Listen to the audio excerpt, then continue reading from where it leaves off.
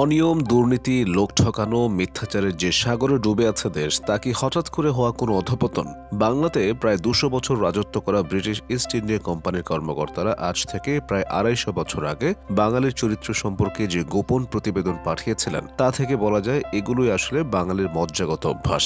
এসব প্রতিবেদন অনুযায়ী বাংলায় যথার্থ সৎ এবং সত্যবাদী মানুষের অস্তিত্ব বিরল। সর্বত্র জুড়ে আছে অবিশ্বাস। উভয় পক্ষই বিশ্বাস ভঙ্গ করতে পারে এমন আশঙ্কা নিয়ে সব চুক্তি বা দলিল করা হয়। জনসাধারণের মধ্যে দেশপ্রেমের বালাই নেই। ব্রিটিশ ভারতের গভর্নর জেনারেল এবং রাজস্ব বিশেষজ্ঞ স্যার জন শোর ১৭৮৪ সালে তার প্রতিবেদনে লেখেন, বাঙালিরা ভীরু এবং দাস সুলভ, তবে অধস্তনের প্রতি আবার ব্যাপক চোটপাট নেয়। ব্যক্তি হিসেবে মানসম্মান বোধ কম, জাতি হিসেবে এদের মধ্যে জনকল্যাণমূলক মনোভাব একেবারে নেই। যেখানে মিথ্যা কথা বললে কিছু সুবিধা হতে পারে, সেখানে অনর্গল মিথ্যা বলতে এদের একটুও বাধে না। যেখানে শাস্তির ভয় নেই, সেখানে মনিবের কথাও শুনতে গড়িমসি করে। জন শোর আরও লেখেন, বাঙালি মনে করে চালাকি এবং কূটকৌশলী জ্ঞানের পরিচায়ক, লোক ঠকানো এবং ফাঁকি দেওয়াও গুণ।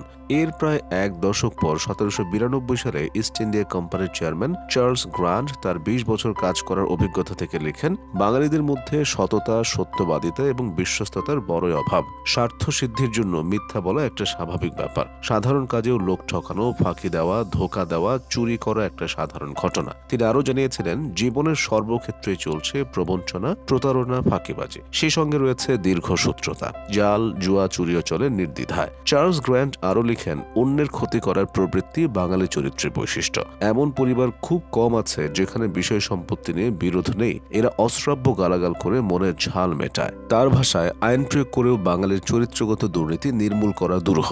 নীতিহীন স্বার্থপরতার সমাজে ছড়িয়ে আছে ঘৃণা, বিবাদ, নিন্দাবাদ, মামলাবাজি। ২০০ বছরের বেশি সময় পরও এসব কথাকে অস্বীকার করা যাবে? এর প্রায় ১০ বছর পর ১৮০১ সালে গভর্নর জেনারেল লর্ড ওয়েলেসল বাংলার জেলা জজ এবং ম্যাজিস্ট্রেটদের কাছে একটি প্রশ্নমালা বা কোয়েশ্চেনিয়ার পাঠান, যার একটি অংশে প্রত্যেক জেলার অধিবাসীদের নৈতিক চরিত্র ও স্থানীয় অপরাধ সম্পর্কে অভিজ্ঞতা জানতে চাওয়া হয়। এ থেকে গোটা বাংলাদেশের মানুষদের সম্পর্কে একটা ধারণা পাওয়া যায়। তৎকালীন সময়ের সব বিচারকদের মতেও বাঙালিরা কপট, অকৃতজ্ঞ এবং মিথ্যাচারে, সাধারণ মানুষ অসহায়, নির্বিকার। সে সময় যশোরের বিচারক লিখেন, পুলিশ বাহিনী ত্রুটিপূর্ণ হওয়ায় অপরাধ প্রমাণ করা কঠিন। কর্মচারীদের সঙ্গে চোর ডাকাতদের যোগ সাজস রয়েছে। সাক্ষ্য দিলে সাক্ষীর হওয়ার আশঙ্কা থাকায় লোকে সাক্ষ্য দিতে ভয় পায়। ঢাকার বিচারক জানান, ঢাকার লোকেরা কর্তৃপক্ষের প্রতি অনুগত। শহরে তেমন মারাত্মক অপরাধ নেই, তবে যাদের টাকা পয়সা খরচ করবার মতো ক্ষমতা আছে তারা সাধারণত ভোগবিলাসী, লম্পট। বাখুরগঞ্জ বা আজকের বরিশালের বিচারক লিখেন, এই জেলার অধিবাসীদের নৈতিক চরিত্র অতি জঘন্য। এমন কোনো জোচ্চুরি নেই যা উচ্চ শ্রেণীর মধ্যে দেখা যায় না। নিম্ন শ্রেণীর মধ্যে আছে ডাকাতি,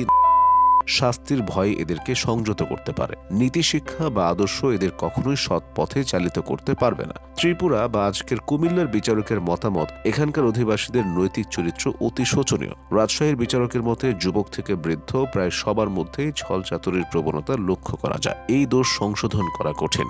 জামালপুরের বিচারক বলেছিলেন, বাল্যকালে নীতি শিক্ষার কোনো ব্যবস্থা নেই, ভোগাশক্তি সংযমের শিক্ষাও দেওয়া হয় না। এটাই অপরাধ প্রবণতার কারণ। আরেক চিঠিতে তিনি লিখেন, নৈতিক কর্তব্য সম্পর্কে এদের কোনো ধারণাই নেই। সাধারণ লোকেরা ছল চাতুরি করে চলে। এরা অলস ও ইন্দ্রিয় পরায়ণ, নৃশংস অথচ কাপুরুষ, উদ্ধত আবার হীনমন্য। রংপুরের বিচারক লিখেন, এখানকার লোকেরা বেশিরভাগই অত্যন্ত অলস, অজ্ঞ এবং কুসংস্কারাচ্ছন্ন। অনেক সময় প্রতিহিংসা পরায়ণ, স্বার্থপর, মিথ্যাচারী ও নির্লজ্জ।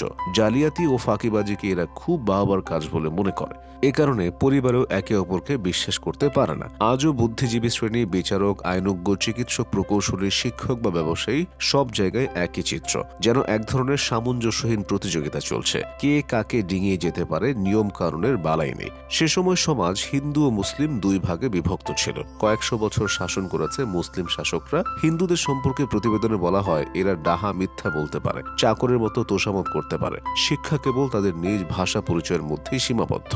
মুসলমানদের সম্পর্কে বলা হয়, তাদের শিক্ষা ব্যবস্থা কিছুটা ছিল, কিছু নীতি কথা, রাজকার্যের কিছু মূল সূত্র শিখলেও সেগুলো মেনে চলে না। সাধারণ থেকে দেওয়ান পর্যন্ত সবার কাজ হলো কথা গোপন করা, অন্যকে ফাঁকি দেওয়া। ব্রিটিশ সিভিল সার্ভিসের কর্মকর্তাদের সেই প্রতিবেদনগুলো তৈরি করা হয়েছিল প্রশাসন এবং বিচার ব্যবস্থা পরিচালনার স্বার্থে। কর্মকর্তা কর্মচারীদের যাতে মানুষকে বুঝে শুনে কাজ করতে পারেন। বাঙালিকে অপমান করার উদ্দেশ্য তাদের ছিল না। এসব প্রতিবেদন তাই তারাও প্রচারও করেনি। আবার বিভিন্ন যুগে পর্যটক, সমাজতাত্ত্বিক এবং রাজনীতিবিদরা নানাভাবে বাঙালির চরিত্র বর্ণনা করেছেন। এসব বিশ্লেষণে রয়েছে পরস্পর বিরোধী দৃষ্টিভঙ্গি। কেউ বলেছেন বাঙালি চিন্তাশীল, বিপ্লবী, কারো মতে বাঙালি কল্পনাবিলাসী, বাস্তব বিমুখে, অলস, কারো কারো ধারণা বাঙালি কলহপ্রিয়, আত্মকেন্দ্রিক। তবে ব্রিটিশ আমলের সেই প্রতিবেদনগুলো ছিল অনেক বেশি তৃণমূল সম্পৃক্ত, ভাবাবেগের চেয়েও যেখানে নির্মোহ চিত্র ছিল বেশি। তবে এসব প্রতিবেদন একবারে তৈরি হয়নি। একটি নির্দিষ্ট সময় পরপর বাঙালিদের বিষয়ে জানতে চেয়েছে কোম্পানি, আর কর্মীরা তা জানিয়েছেন।